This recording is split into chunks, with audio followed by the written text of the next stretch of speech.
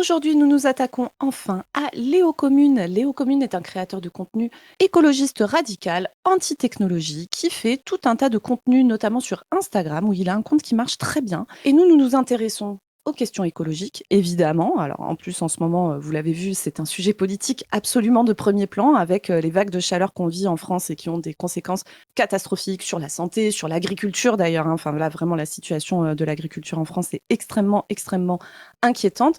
L'écologie est un thème qui est absolument central pour nous, les militants du 21e siècle. Et nous sommes des communistes et nous avons notre propre vision de l'écologie et nous regardons les différents îlots de radicalité qui existent, qui va essayer de s'opposer au système, qui sera nos camarades et qui ne seront pas nos camarades. Et je vous spoil un petit peu, mais nous pensons que Léo Commune, comme tous les gens qui se mettent dans les mouvements anti-technologie, un peu teubés, c'est-à-dire qu'ils préfèrent voir la technologie comme un problème plutôt que voir le mode de production capitaliste comme un problème, nous pensons que ces gens-là ne sont pas nos camarades et risquent d'être extrêmement empêchants pour pouvoir réellement faire la révolution et abattre le capitalisme pour que nous vivions tous et toutes mieux. Nous allons le regarder en détail, nous allons le faire en plusieurs épisodes parce que vraiment il y a beaucoup, beaucoup, beaucoup de choses à dire. Et pour ce premier épisode, nous allons traiter des questions de santé et plus largement de validisme parce que dans ces milieux écolo-radicaux, il y a vraiment des angles morts de ouf sur le validisme, sur l'impérialisme. Je vous spoil, mais on va en reparler dans d'autres épisodes. Pour ça, j'appelle mon ami Chris. Chris, comment ça va? Es-tu prêt à ce qu'on t'explique comment on soigne sans passer par l'industrie et que c'est vachement mieux? Et ben ouais, Zoé, moi j'ai très envie de faire ça, ça va très bien. Et ce gars nous intéresse depuis un moment. Pour le off, c'est Padu qui nous dit ce gars, c'est c'est tellement pour vous, Zoé et Chris et tout. Mais c'est vrai qu'il est vraiment l'incarnation de tout ce que nous on annonce comme cette espèce de retour. Alors, c'est marrant parce que c'est un masculinisme non viril. Tu vois ce que je veux dire? T'as une espèce de... Quand on dit nous, ce sera l'objet d'autres capsules qu'on va faire avec Zoé peut-être, mais ou d'autres travaux plus larges. Quand on dit nous qu'on n'est plus dans le patriarcat, mais qu'on est dans un mode masculiniste, c'est-à-dire qu'on n'est plus dans l'image du père, mais on est dans l'image de l'homme qui redevient surdominant par sa force, par sa présence, par ses potentialités qui sont supérieures aux femmes, etc. Et par, on va dire, sa dissymétrie incarnée dans la société. Et là, on a ce masculinisme-là qui... Pas besoin d'être viril, en fait. Il suffit juste de porter les attributs dits masculins, dits naturellement masculins, etc. C'est-à-dire le fait de ne pas avoir d'enfants, le fait de ne pas avoir d'utérus, etc. Tu vois. Donc c'est pour ça qu'on va parler de masculinisme, parce que c'est pas le fait d'être homme ou femme, etc. C'est voilà, des attributs masculins. Et ça va vraiment être le moyen de devenir hégémonique sur la société. Et ce Léo Commune, il incarne ça, cette réaction masculiniste, qui va vers un mode de production où finalement, le monde est quand même plus facile à vivre pour lui parce qu'il n'y a pas de médicaments, parce qu'il n'y a pas de solidarité, parce que c'est la loi du plus fort, c'est-à-dire ceux sur lesquels la nature a le moins d'impact, voilà. Et on sait que les femmes vivent cette violence vis-à-vis de leur corps, etc., vis-à-vis du poids qu'on fait peser sur elles, d'être des mères, etc. Et donc c'est un masculinisme réac et surtout, ça c'est la nouveauté, qui se veut anti-progrès, anti-technologie, écolo, voilà, soi-disant, pour le local, pour en finir avec le développement de l'humanité. Donc on a vraiment, pour moi, l'incarnation de la réaction. On a un masculinisme, ça qui était peut-être un peu caché, écolo, pénurique, réac, ultra-violent, malthusien, ça c'est quelque chose d'assez historique, et puis anti-humaniste profondément, hein. Là, pour le coup, c'est vraiment anti-humaniste parce que c'est une vision aussi où l'humanité devrait arrêter son développement, serait un problème pour la nature. D'ailleurs, moi, j'aimerais que les gens soient assez anti-humanistes jusqu'au point de se poser la question de leur existence eux-mêmes. Tu vois ce que je veux dire? C'est toujours, les types sont anti-humanistes, mais prônent quand même toujours leur identité individuelle.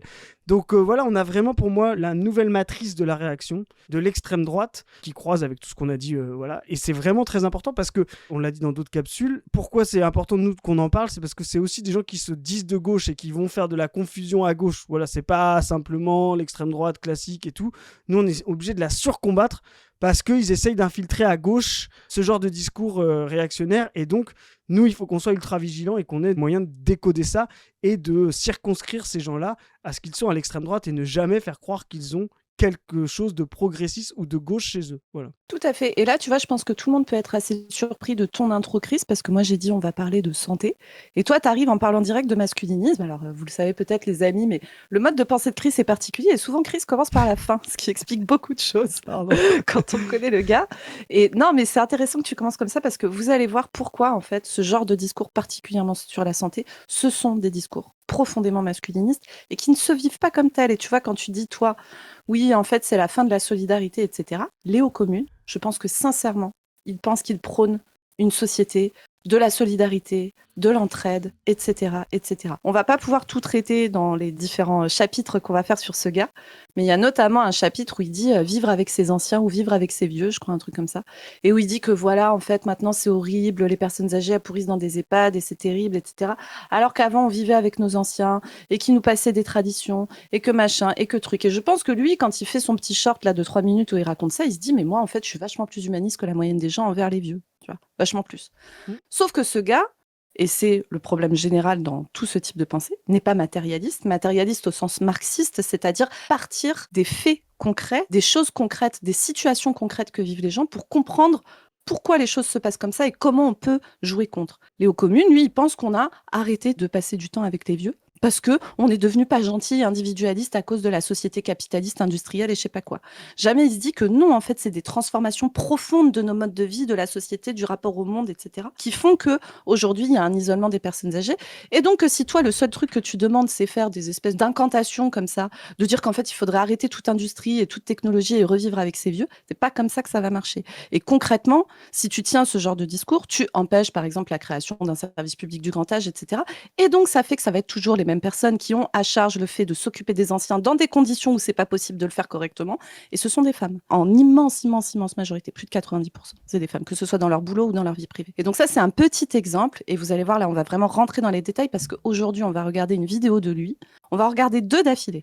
On va regarder une où ça s'appelle Soins et herboristerie, je pense. Et donc, il propose comment on peut se soigner avec des plantes sans passer par de l'industrie. C'est un sujet que je connais un petit peu, la santé, donc je pense qu'on va pouvoir en parler un peu. Et il y a une question de mode de production derrière, et ça, c'est un sujet que connaît un petit peu Chris, donc on va pouvoir en parler aussi. Et derrière, vous allez voir, on va regarder une vidéo sur l'espérance de vie, les gars, le mythe de l'espérance de vie, où Léo Commune va nous expliquer qu'en fait, c'est pas vrai que l'espérance de vie a augmenté grâce à l'apport technologique industriel de l'industrie, et que notamment, si on met de côté le fait qu'il y avait un enfant sur 2 qui claquait, en fait, tout allait bien avant. Je vous jure, c'est ça le discours. Donc, on va se regarder ça parce que vraiment, il y a trop de trucs intéressants à dire, et au-delà de Léo Commune, on va aussi parler de santé, de reprendre le pouvoir sur sa santé, d'avoir la possibilité de se soigner sans passer par le vecteur d'une industrie capitaliste ou le vecteur d'un professionnel de santé, parfois violent, parfois pas compétent, parfois plein de choses, parce qu'il y a cette question-là qui se pose. La vérité, c'est que les questions que pose Léo Commune sont des questions très intéressantes. Les réponses qu'il y apporte sont, selon moi, catastrophiques. Mais les questions sont vraiment intéressantes.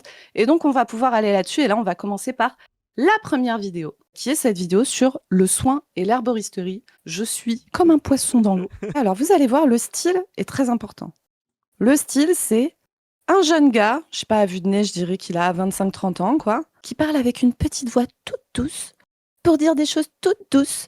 En tripotant, il fait toujours des trucs avec du bois et tout, parce que j'ai vu dans une de ses vidéos, il aime bien les techniques manuelles de faire des trucs en bois. Donc, il fait des portails en bois, des machins en bois. Et très bien, moi, j'ai pas de problème avec ça, c'est cool. Et donc, vous allez voir, c'est vraiment un style de « je te dis des choses toutes mignonnes » où en fait, ça veut quand même un peu dire que la moitié de la planète va crever. C'est ça le style, c'est un truc de ouf. C'est l'enfer. Vraiment, c'est une vision de l'enfer, ce gars. Parce que déjà on dirait Morange dans les choristes. Ensuite, il fait des trucs avec ses mains comme Clémentine Autain quand elle coupe des pommes dans ses... Voilà. Ensuite, il est dans la nature. Alors que moi, tout le monde sait que je déteste les herbes, les plantes. Voilà, mon rêve, c'est de recouvrir la planète de béton et de métal comme dans Trantor, la capitale de l'Empire dans Fondation. Tu vois. Et en plus, ne peut pas s'empêcher de vouloir troller tout le monde. Et en plus, il fait des discours nazis. Donc, c'est l'image de l'enfer. Il n'y a rien qui va. Non, voilà, il y a un seul truc que j'aime bien la nature et les balades en campagne. Il n'y a pas de problème. Voilà. Mais vraiment, je voulais vraiment faire le truc jusqu'au bout. Non, mais vraiment, le côté là. C'est pour ça que tout à l'heure, je parlais de masculiniste non viriliste. Tu vois, il y a un masculiniste ultra viriliste. Bah. Ah oui, non, là, on n'est pas sur Papacito. On est d'accord. Non, mais tu vois, c'est pas ça le style. Je parle. C'est un autre style. Vraiment, là, j'ai d'autant plus dangereux, je pense. Mais... Là, vraiment, j'ai failli expliquer le masculinisme viriliste à la ballon d'or du pailleton droitard. Tu vois. À un moment, je me suis rendu compte, je le dis au oh, j'ai dit, là, je suis quand même à expliquer à Messi. Tu vois comment on enrobe le ballon pour faire un coup franc. J'étais là, bon, peut-être pas. Non, mais donc, toi qui es l'experte de ça, tu vois, tu aurais du mal à le mettre dans pailleton droitard. Les gens se poseraient la question, je dis, mais pour moi, c'est Moi, une j'aurais pas forme de de mal. Hein. Non, oui. Les gens seraient peut-être un petit peu. Mais tu vois, pour moi, c'est une forme de masculinisme. Il n'y a pas besoin de surjouer la force, etc. Le fait même d'avoir des attributs masculins, on va le voir, tu l'as dit après, est une forme de masculinisme, quoi. Vous pouvez faire pousser de l'aspirine dans votre jardin. Et même plein d'autres médicaments. Alors, déjà, top. Pourquoi tu voudrais faire pousser de l'aspirine dans ton jardin? L'aspirine, c'est vraiment pas ouf, si je puis me permettre. Non, mais... Paracétamol, alors, moi je suis team bah, paracétamol. oui. Donc, alors, là, très vite fait, donc vous allez voir, il va nous expliquer comment on peut fabriquer nous-mêmes des produits pour se soigner. Et donc là, par exemple, il prend l'exemple de l'aspirine. C'est vrai que vous pouvez produire de l'aspirine relativement facilement. On va rentrer dans les détails après de ce que c'est que d'utiliser directement une plante plutôt que d'utiliser un produit qui a été transformé pour en extraire la molécule intéressante et tout. Mais là, par exemple, l'aspirine, alors désolé, là, je vous fais de l'information. L'aspirine, globalement, aujourd'hui, le seul cadre dans lequel c'est intéressant d'utiliser l'aspirine, c'est à très, très, très petite dose. 75 mg, parfois 160, parfois 100, mais pas plus, à but anti-agrégant plaquettaire, c'est-à-dire pour simplifier, pour fluidifier le sang.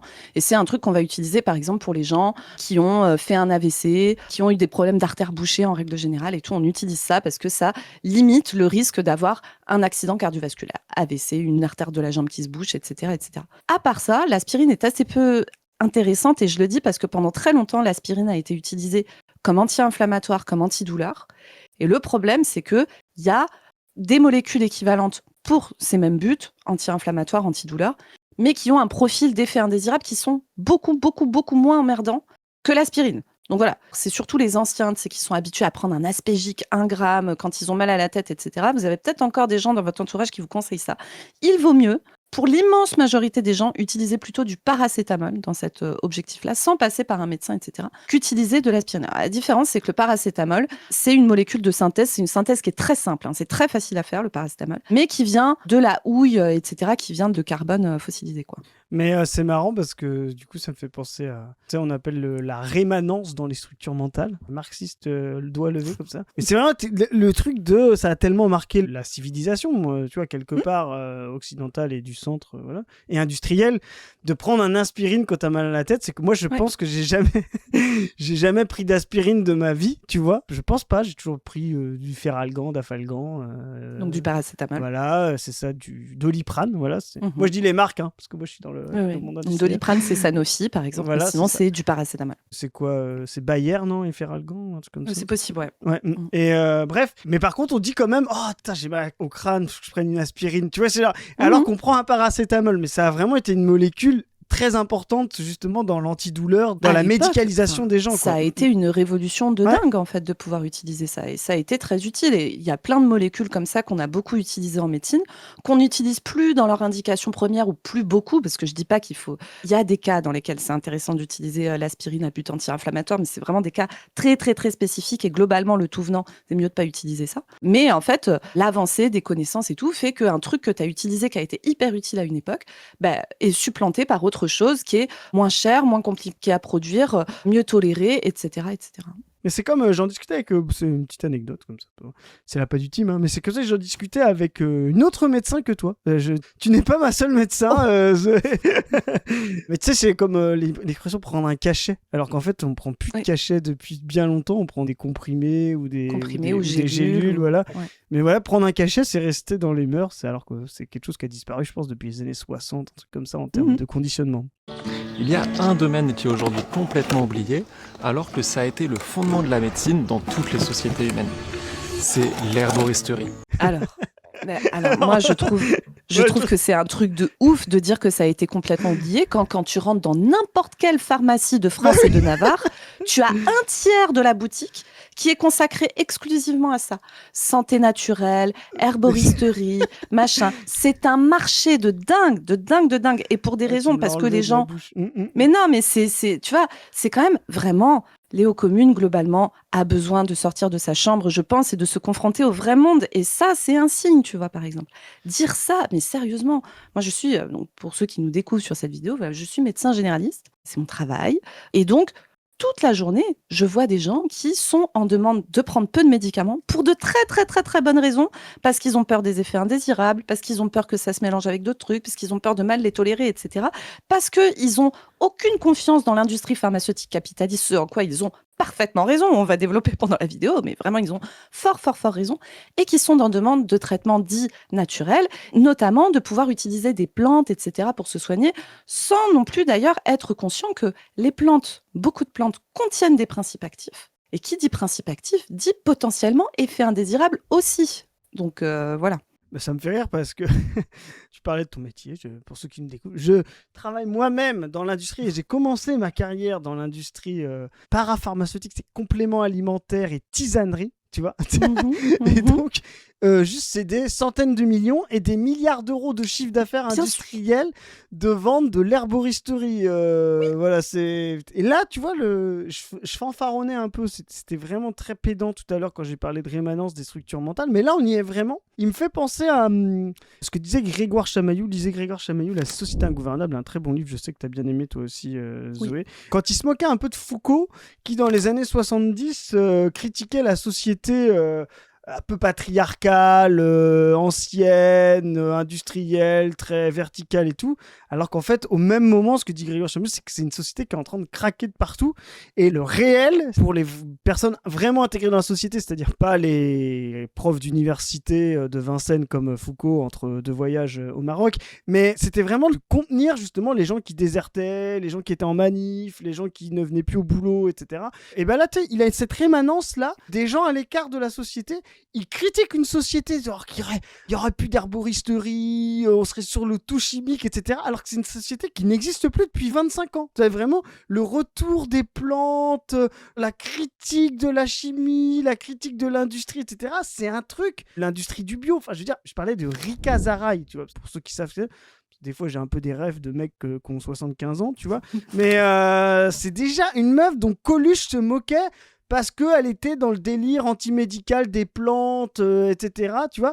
Et donc, t'avais aussi t'as des vieux trucs bio, tu sais, la vie claire, etc. Enfin, vraiment, l'herboristerie, la tisane, même tu te rappelles, t'as eu tout ce délire autour où il y a à boire et à manger, mais tu sais, chez Mona Chollet, là, les sorcières, le retour à ces... Tu vois, voilà. Et tout ça devient un business énorme, une industrie énorme, et il n'y a personne aujourd'hui, de l'âge de Léo Commune ou même de notre âge, parce que là, souvent je dis qu'on est vieux, mais en fait, on est quand même assez jeune avec Zoé, on a moins de 40 ans, laissez-moi le dire pendant encore quelques mois, voilà, mais vraiment, c'est genre, il n'y a personne qui se pose la question de foutre de l'industriel et du médical dans nos générations, à leurs enfants, etc. Tout le monde se dit, bon, est-ce qu'il n'y a pas moyen de boire une tisane ou machin? Même toi, tu expliquais bien que même entre les générations de médecins, vous avez tendance à moins donner de médicaments de liste par rapport à des médecins qui ont 20-30 ans de plus que toi, où il y avait quand même une forme de surmédication.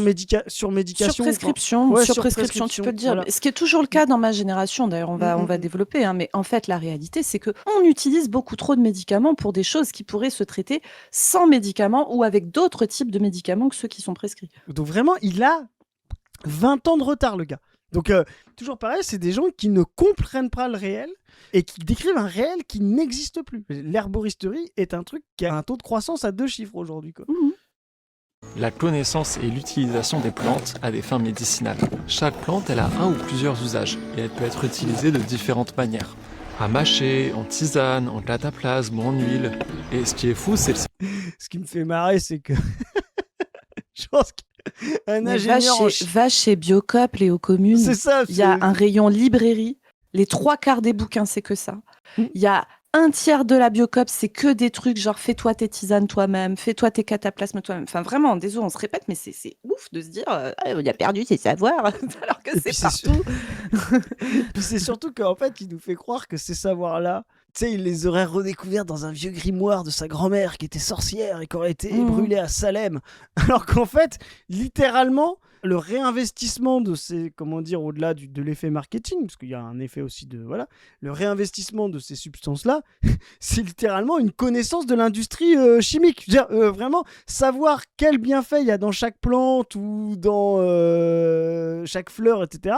Un ingénieur en chimie dans le bassin lyonnais en connaît plus sur l'herboristerie et les bienfaits des plantes que Léo Commune, quoi. Donc, l'idée même de croire que ce serait un savoir différent, bah non, en fait, je rappelle que déjà, la chimie, c'est d'abord la synthétisation d'éléments qui sont déjà naturels, c'est-à-dire le fait de soit extraire, soit reproduire, quoi. Donc, vraiment, séparer les deux, mais c'est vraiment absolument catastrophique, quoi. Alors, tu vas voir qu'en fait, Léo Commune, lui, la différence qu'il fait, c'est utiliser la plante brute ou avec une transformation très minime. Par exemple, tu prends les feuilles, tu les mets dans de l'eau chaude pour faire une tisane, versus, tu vois, une modification qui pour lui est trop importante, parce que je rappelle que l'industrie pharmaceutique, aujourd'hui, utilise énormément de substances qui viennent de plantes pour fabriquer des médicaments. Souvent, l'exemple que je prends, c'est une des chimiothérapies les plus utilisées dans le cancer du sein qui s'appelle le Taxotere.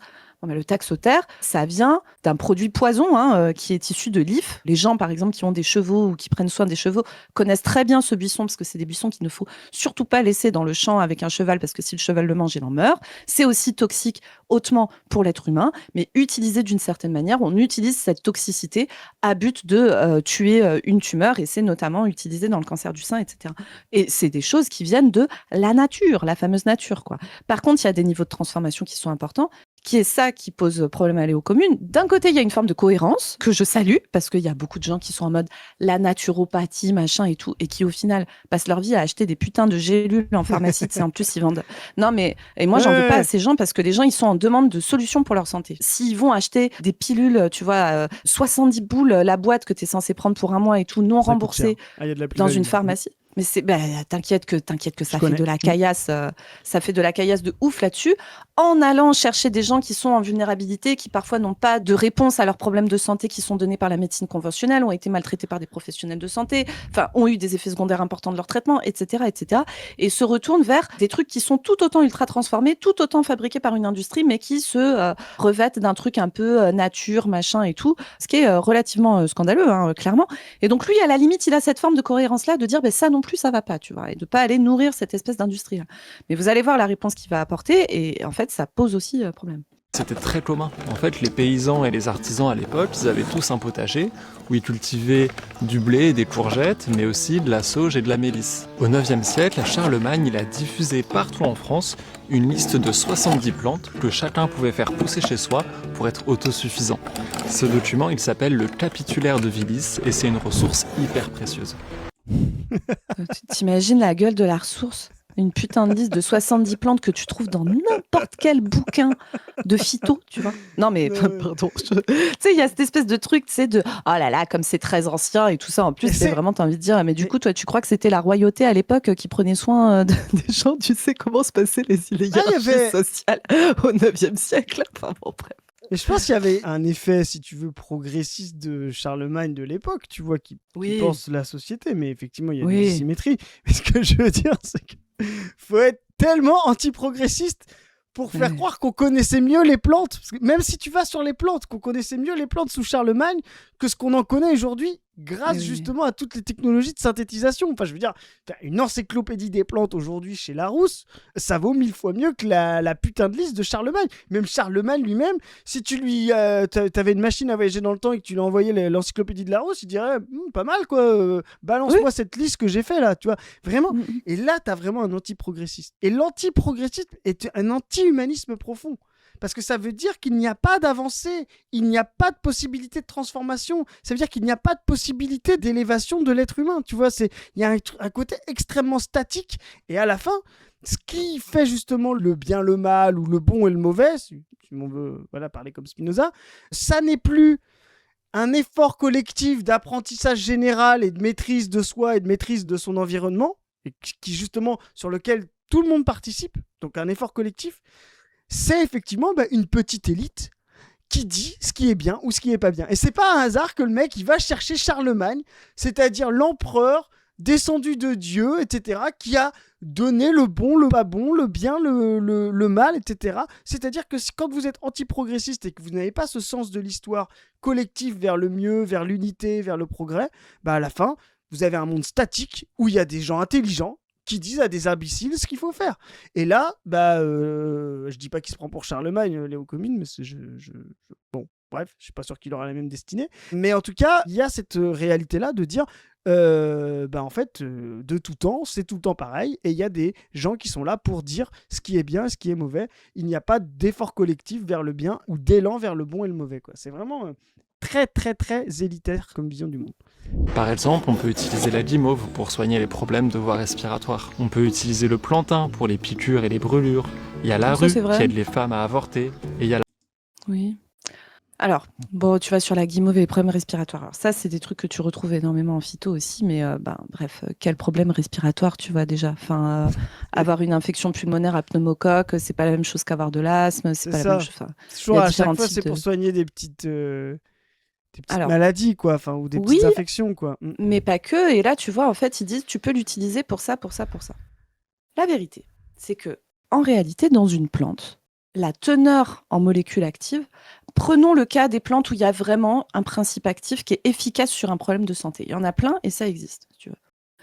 Dans ce cas-là, si tu prends la plante directement chez toi, le risque, c'est que tu n'es pas du tout sûr de la teneur en principe actif qu'a la plante, qui est très variable d'une plante à l'autre. Et même deux plantes qui poussent côte à côte, dans le même jardin, arrosées de la même manière, avec les mêmes intrants, tout pareil, en fait, d'une plante à l'autre, ça va varier. Ce qui, pour certains cas, n'est pas un problème, mais pour d'autres peut être un énorme problème, parce que ce sont des principes actifs, et donc il peut y avoir vraiment des toxicités importantes pour le foie, pour les reins, etc. Il peut y avoir des interactions. De posologie, j'ai envie de dire. Tout à fait. Tout à fait. Et tu vois, ça, par exemple, c'est un cas récurrent que tu peux voir avec la levure de riz rouge qui est utilisée contre le cholestérol. Donc toi, Chris, tu t'es pas encore posé de problème de cholestérol, donc tu ne connais pas la levure de riz rouge, je pense. Mais le cholestérol, donc c'est un type de... Allez, je vais faire de la grosse simplification pour que tout le monde capte. C'est un type de gras qui est dans le corps. Et on s'est rendu compte que certains types de cholestérol, quand ils sont élevés dans le sang, c'est associé à un plus haut risque cardiovasculaire. Il y a une part de l'alimentation et du mode de vie qui fait que votre cholestérol va être plus haut. Par exemple, consommer plus de graisse animale, ça fait plus monter votre cholestérol. Mais il y a aussi une part génétique. Il y a des gens qui, génétiquement, fabriquent plus de cholestérol que d'autres. Et le cholestérol tout seul a assez peu d'intérêt si on ne le met pas au regard de tous les autres facteurs de risque que peut avoir quelqu'un. C'est-à-dire, quelqu'un qui a le même taux de cholestérol de son voisin, s'il y en a un, il a une vie qui est peu sédentaire, il fume pas, il n'est pas stressé, il bosse pas de nuit, il n'est pas ouvrier au 3-8, machin. C'est Léo Commune avec son petit bout de bois dans sa cabane et tout, machin.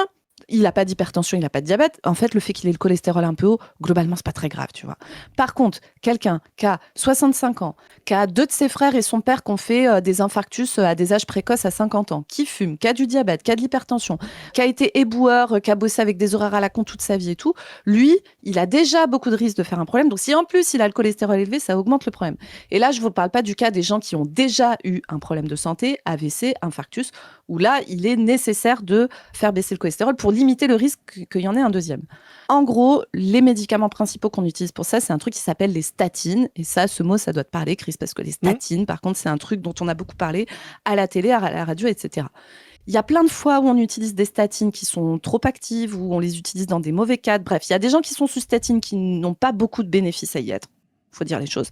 Par contre, il y a des gens pour qui les statines peuvent vraiment, vraiment, vraiment améliorer les choses. Le problème, c'est qu'il peut y avoir, comme tout médicament, des effets indésirables, et notamment deux principaux, une toxicité pour le foie et une toxicité pour les muscles. Donc, il y a des gens qui supportent mal leur statine et qui ont quand même envie de pouvoir faire baisser leur cholestérol, et donc qui se disent, eh ben, je vais aller vers une alternative naturelle qui est la levure de riz rouge, qui, littéralement, sécrète exactement le même principe actif ou le même type de principe actif que ce qu'il y a dans une statine. Ça inhibe une enzyme en particulier qui s'appelle l'HMG-CoA-réductase, bref, on s'en fout, mais qui joue dans la synthèse du cholestérol. C'est littéralement le même mécanisme. Et donc, c'est littéralement le même profil d'effet secondaire. Tout pareil que la statine. Ça a une toxicité pour les muscles, ça a une toxicité pour le foie, ça peut donner des troubles digestifs, etc., etc. Le problème, c'est que si tu prends ta levure de riz rouge toi-même, directement, eh ben, la variation du principe actif au sein de ta levure de riz rouge varie énormément, mais ça peut être un rapport de 1 à 10. C'est pas une variation de dose de 10%, tu vois, c'est vraiment des grosses variations de dose. Et donc, tu peux Tout à fait. Et donc, tu peux t'exposer à encore plus d'effets indésirables en prenant ça, alors que le fait d'extraire le principe actif et de le standardiser, ça permet de beaucoup mieux régler les choses. La question étant, si les statines sont vendues par une industrie pharmaceutique capitaliste. Cette industrie pharmaceutique, son but, c'est pas d'améliorer la santé des gens, son but, c'est faire du gros flard en vendant des médicaments. Et donc, quand elle va te présenter le médicament, mon cher Chris, elle va te dire, voilà Chris, en fait, la statine qu'on avait faite il y a 30 ans, le brevet est tombé dans le domaine public parce qu'au bout de 20 ans, tout le monde peut produire la molécule. Donc, on ne peut pas en tirer le même profit qu'avant. Donc, il faut absolument qu'on en sorte une nouvelle. Et donc, il va falloir te faire croire que notre nouvelle statine est plus intéressante que la précédente. Et donc, tu vas trafiquer un peu tes études, tu vas financer au hasard un congrès de cardiologie ou un congrès de diabétologie, tu vas payer les experts de l'HAS qui, évidemment, alors moi, vous savez, respect de la confraternité, tout ça, je pense qu'il n'y a absolument aucun problème de conflit d'intérêt entre les experts de la Haute Autorité de Santé et les industries pharmaceutiques, c'est bien connu. Ah merde, putain, Chris, pardon, je viens de me rappeler d'un truc. Il y a eu une recommandation de la Haute Autorité de Santé sur la prise en charge précisément de l'hypercholestérolémie qui a été retirée tellement il y avait des conflits d'intérêt de dingo. Non. Voilà, Qui aurait pu prédire. c'est bizarre, hein, tu vois. Et donc, ils vont te faire des trucs, tu sais, genre, par exemple, ils vont te dire, regarde, elle fait plus baisser le cholestérol sur la prise de sang que la statine Ah oui, c'est précédente. de la concurrence, ouais. C'est ça. Mais en fait, toi, moi, médecin, j'en ai rien à foutre que ton cholestérol y baisse, Chris, dans ta prise de sang. Moi, ce que je veux, c'est que tu fasses pas d'infarctus et pas d'AVC. Et tu vois, pour ces trucs-là, au lieu de prendre un critère de jugement, où le critère de jugement, ça va être est-ce que les gens font moins d'AVC, ce qui là est intéressant, ils vont prendre des critères de jugement où, genre, dans la prise de sang, ça baisse. Ben oui, mais dans la prise de sang, ça baisse. Si l'effet n'est pas meilleur, on s'en bat les couilles, tu vois. Et donc, on est pris dans ce truc-là, avec des gens qui ont sincèrement des doutes contre l'industrie pharmaceutique, notamment, là, on prend l'exemple des statines, mais ça pourrait être plein d'autres, et qui, du coup, veut se tourner vers des solutions naturelles, dites naturelles, qui les exposent aussi à des énormes problèmes de santé. Et donc là, ce que Léo Commune ne va jamais dire, c'est que la réalité du problème, là, c'est que comment ça se fait que produire des médicaments, ça soit le boulot de gens dont le métier, c'est de faire du pognon. Comment ça se fait que les médicaments sont produits par des capitalistes? Pourquoi nous n'avons pas une industrie pharmaceutique publique sous le contrôle des travailleurs et des usagers du système de soins, qui choisissent où est-ce qu'on met la thune dans la recherche, quelle molécule on sort pas. Si tu as commencé à développer une molécule et que tu te rends compte que c'est de la merde ou qu'il n'y a pas d'amélioration du service médical par rapport à ce qui existait avant, ben tu la sors pas. Quand tu es dans une industrie privée, tu as besoin de la sortir quand même ta molécule, tu as besoin de faire du retour sur investissement, tu as besoin de faire de la plus-value. Donc le fond du problème est là. Et Léo Commune va se raconter des Robinsonades en se disant qu'en fait, tu peux aller cueillir des fleurs dans ton jardin et que ça va être tout aussi efficace que prendre un médicament. C'est faux. En fait, les fois où c'est plus efficace, clairement, c'est que globalement, vous n'aviez besoin de rien. Et parfois, le meilleur médicament, c'est de ne rien prendre, y compris des plantes qui peuvent, je le rappelle, causer des effets indésirables, avoir des interactions avec d'autres choses. Voilà, votre pilule, votre machin, si vous prenez des plantes n'importe comment, ça peut avoir un impact dessus. Donc voilà, bref, continuons, mais c'est vraiment passé à côté du truc. Et c'est dangereux. Il y a un fétichisme, le fait d'aller capter de la substance dans son environnement via les plantes, les fleurs, les animaux aussi, est une forme de développement de l'humain. Ça me fait rire d'ailleurs que des gens comme Léo Commune aient l'impression que quand on prend des plantes, il n'y a pas d'exploitation du vivant, mais voilà, ça reste une exploitation du vivant, hein, que tu les synthétises ou pas. Comme tu dis, la variation de dosage à travers les plantes, et ce qui explique aussi une forme de non-maîtrise de la médecine, parce qu'à un moment donné, on a une expérience avec une plante, on dit ça marche, puis après, on réessaye la même plante, mais ce qu'on ne sait pas encore, c'est ce que tu viens d'expliquer, qu'il y a des variations à l'intérieur de cette plante, et donc ça ne marche plus. Et donc on a du mal à stabiliser un process et un processus de médecine parce qu'on ne maîtrise pas la variation dans les plantes, quoi. Donc tout cet effort-là de l'humanité de prendre des plantes, de les maîtriser, peut-être même de commencer à commencer à extraire pour être sûr, enfin tu vois, tout ça a été un aboutissement via la chimie où là tu peux avoir une espèce de stabilité absolue dans la dose et donc de pouvoir dispenser un effet extrêmement mieux maîtrisé et donc d'avoir une espèce de courbe d'efficacité de la médecine dont effectivement la connaissance des plantes est un début. Mais lui, il essaye d'opposer ça en disant c'était une autre médecine que celle qu'on essaye de faire aujourd'hui. C'est une continuité, tu le dis très bien. En fait, on a réussi à améliorer notre connaissance d'herboristerie pour la rendre encore plus efficace. Exactement. Et donc, il y a un fétichisme... Et après, on se fait niquer par les capitalismes qui nous foutent le bordel là-dedans. C'est ça. Et là, il y a un fétichisme de la marchandise, c'est-à-dire que je vois, c'est le fait de se dire « Ah, mais en fait, ce serait plus sain d'avoir pris cette molécule sous la forme d'eau chaude infusée. » que sous une forme de gélule dans un paquet acheté en pharmacie, remboursé par la Sécu. Mais vraiment, ça, c'est le fétichisme de la marchandise, parce que du coup, t'as l'impression que les qualités sont contenues même intrinsèquement dans le type de marchandise, comme il a dit, une tisane, un cataplasme, je sais pas quoi, enfin bon bref, plutôt que dans des formes industrielles qu'on a aujourd'hui. C'est vraiment absolument catastrophique. C'est vraiment un effet pour le coup là, et c'est ça qui est drôle. Soi-disant d'une surmaîtrise de ce que serait la technique et ses problèmes, alors qu'en fait, ce que montrent ces gens-là, c'est ce que tu disais tout à l'heure sur les gens qui ont une incohérence, en fait, sur, ils voudraient du naturel, mais en même temps, ils prennent des gélules fabriquées en masse par l'industrie. C'est, en fait, absolument la peur de Léo Commune, c'est révélateur d'une incapacité, et c'est ce que montre Marx dans le fétichisme de la marchandise, d'une incapacité à comprendre les rapports sociaux et à comprendre ce qu'est fondamentalement la technique et l'activité humaine technique sur elle-même, sur son propre sujet, voilà, parce que je rappelle que la médecine, c'est ça qui est intéressant, c'est une activité humaine sur soi-même, voilà, sur le sujet humain, et là il n'y comprend rien, il croit tout comprendre, et donc c'est pour ça qu'il le rejette, alors qu'en fait c'est parce qu'il n'y comprend rien qu'il le rejette, c'est assez révélateur. La reine des prés pour les maux de tête, c'est une plante qui produit une molécule qui deviendra plus tard la base de l'aspirine. Alors attention, je prétends pas que les plantes elles peuvent soigner toutes les maladies, c'est pas la sauge qui va soigner le sida. C'est bien de le rappeler. Alors ça, c'est une technique rhétorique très fréquente chez Léo Commune. Il dit une dinguerie, après il dit « Oh oui, je sais que c'est un peu une dinguerie », et en fait, il continue à dire la même dinguerie. Il a une vidéo, alors qu'on va pas vous mettre parce que voilà, on a déjà trop de choses à faire, pause sur ce gars, mais il y a une vidéo où il explique que voilà, la médecine, lui, il reconnaît que c'est super, que ça permet de soigner des choses et tout, mais le problème, c'est que il y a besoin de quoi pour faire tourner un hôpital? Même s'il est déjà construit, il y a besoin d'électricité, il y a besoin de machin, il y a besoin de trucs, donc c'est de la merde. Tu vois, donc il te dit au départ, je sais que ça soigne des gens, je sais que c'est super, je suis pas du tout contre, mais c'est de la merde. Et il fait tout le temps ça. Et c'est pas la menthe qui va guérir la sclérose en plaques. Et rappelons quand même qu'au Moyen-Âge, les gens ils mourraient pas à 30 ans. J'ai fait une vidéo sur le sujet. On va se la faire après. On va se la faire après, les amis. Ouais, on va le rappeler parce que l'explication nous a pas convaincus. Non, voilà. non. L'explication, c'est peut-être que c'est un nazi, on sait pas. Il y a quelques temps. Pour ceux qui ne me connaissent pas, moi c'est Léo Commune et je fais des vidéos sur pourquoi et comment faire la révolution. Faire la révolution réactionnaire. Oui. Voilà. Bon, après, je vais être honnête, tu ne nous fais pas peur, Léo Commune. Ta révolution n'a aucune possibilité pratique. Ça n'a jamais existé nulle part.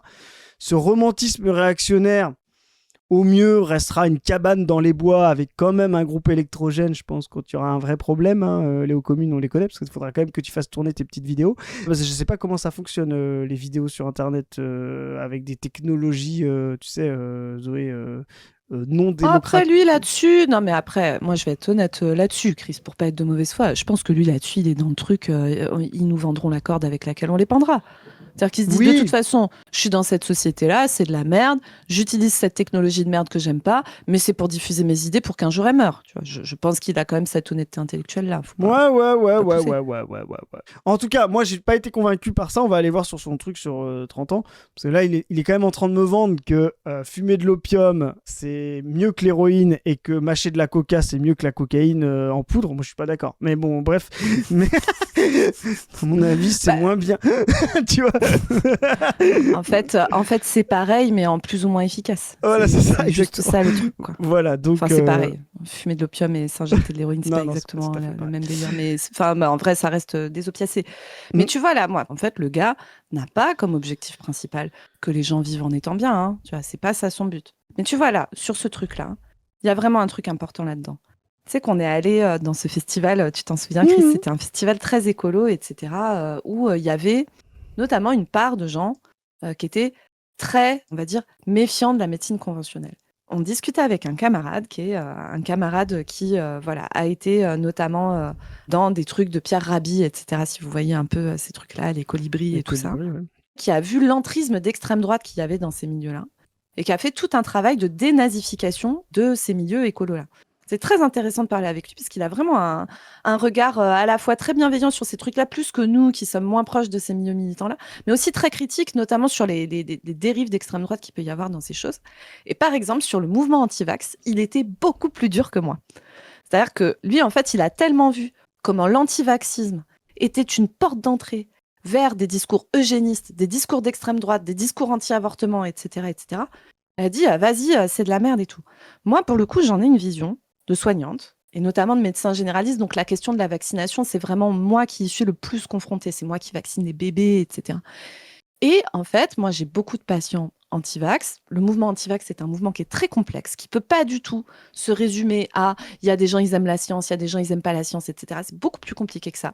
Il y a une vraie pipeline d'extrême droite dans ces milieux-là, ça c'est vrai. Mais il y a aussi plein de gens qui sont juste turbo flippés qu'on injecte des trucs mauvais à leurs enfants. Et objectivement, vu la manière dont fonctionne l'industrie pharmaceutique, encore une fois, ils ont raison d'avoir une méfiance envers l'industrie pharmaceutique.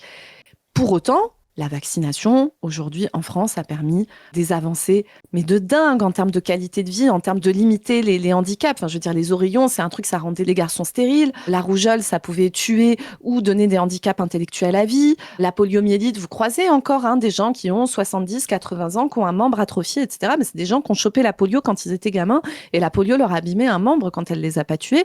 Donc voilà, c'est des avancées de ouf. On a diminué le nombre de méningites bactériennes qui arrivent chez les enfants et qui les tuer ou les laisser gravement handicapés. Enfin, vraiment, la vaccination a été une avancée majeure pour l'humanité. C'est vrai. Il n'empêche que la vérité, c'est que quand ces choses-là sont portées par une industrie pharmaceutique, qui a fait vraiment de la merde? Et tu vois, je vais redonner l'exemple que j'avais donné à ce moment-là quand on en parlait. Mais il y a un scandale médicamenteux qui est très peu connu en France et qui pourtant est très récent, qui est le scandale du Vioxx. V-I-O-X-X, pour ceux qui ont envie d'aller regarder. Le Vioxx, c'est un médicament qui a été mis sur le marché au début des années 2000. Et ce médicament, il a été vendu au départ comme une alternative aux anti-inflammatoires. Donc les anti-inflammatoires, vous savez, c'est tout ce qui finit en profène. Ibuprofène, kétoprofène, vous avez le diclofénac aussi dedans. Donc c'est les Advil, les biprophénides, les Voltaren, vous voyez, ce genre de choses.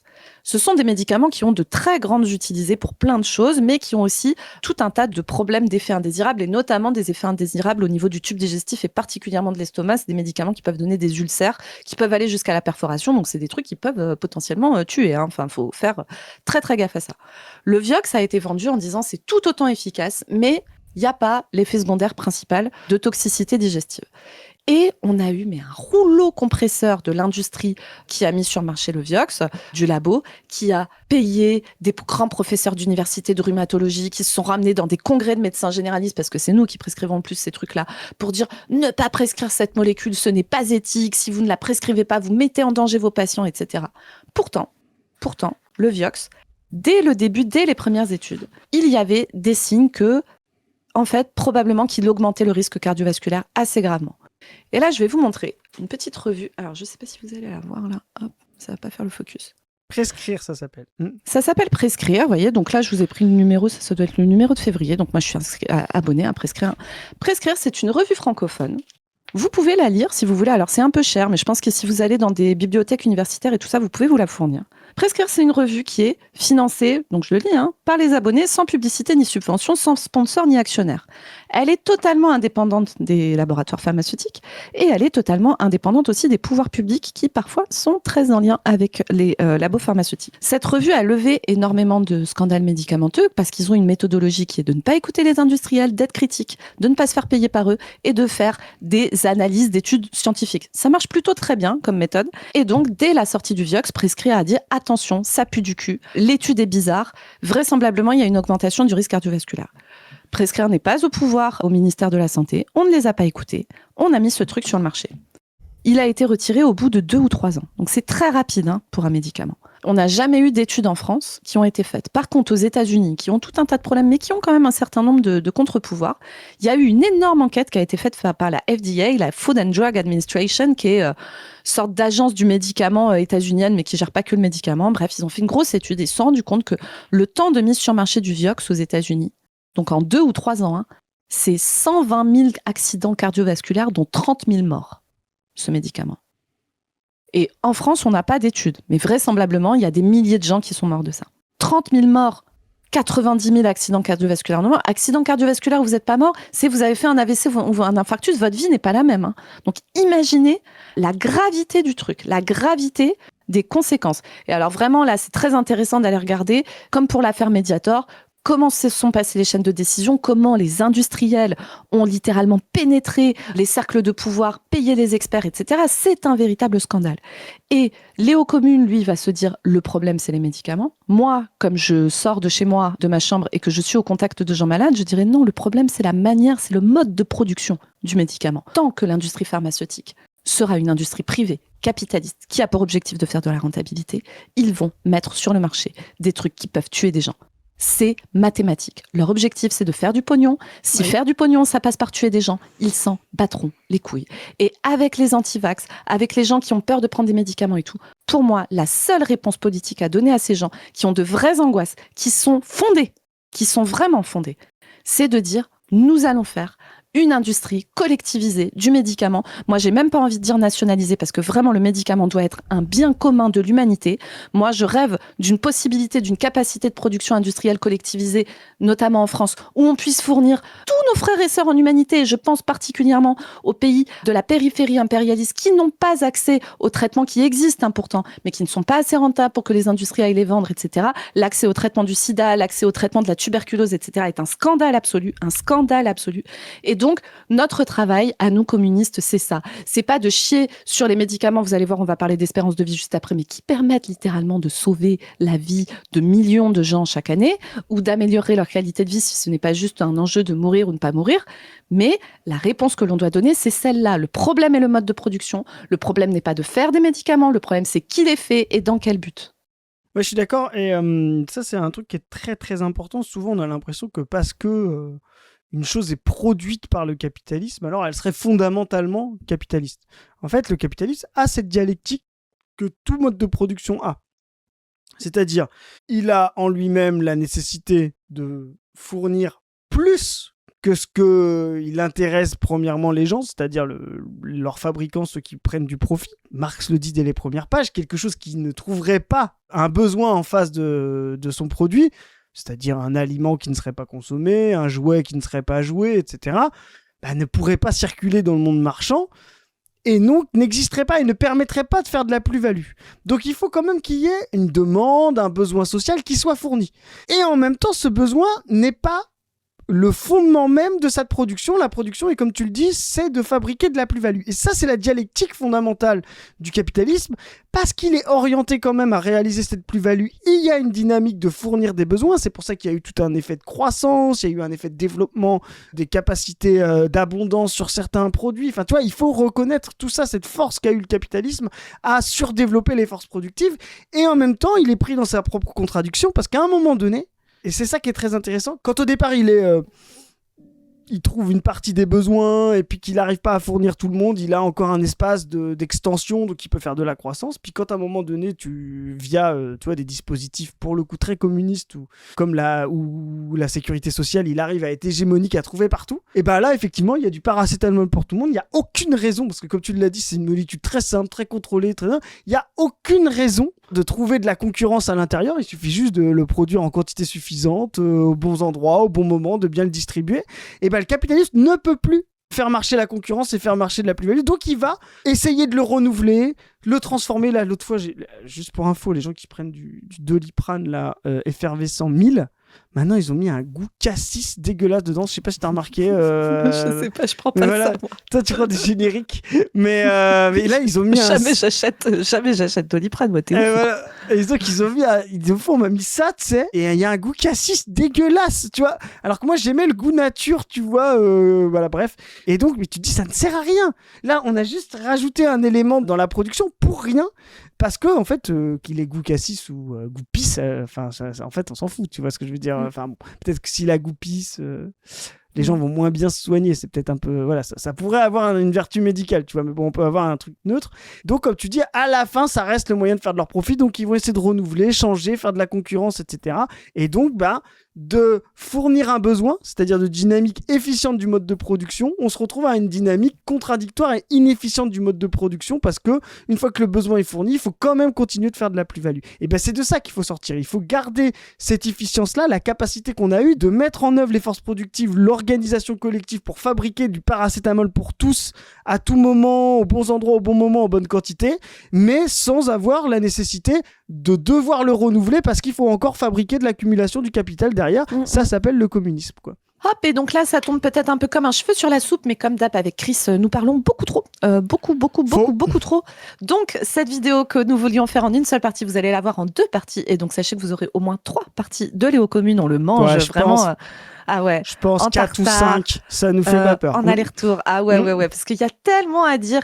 Bref, sur toutes ces questions, sur la médecine, la démocratisation de la médecine, vraiment, je vous jure, on va continuer à en parler parce que là, en plus, on va être dans une année présidentielle. Les sujets de santé vont être au centre. Parler des maladies politiques, parler de comment on peut refaire une santé populaire et démocratique qui appartient à tout le monde et pas uniquement aux mecs blancs valides comme Léo Commune.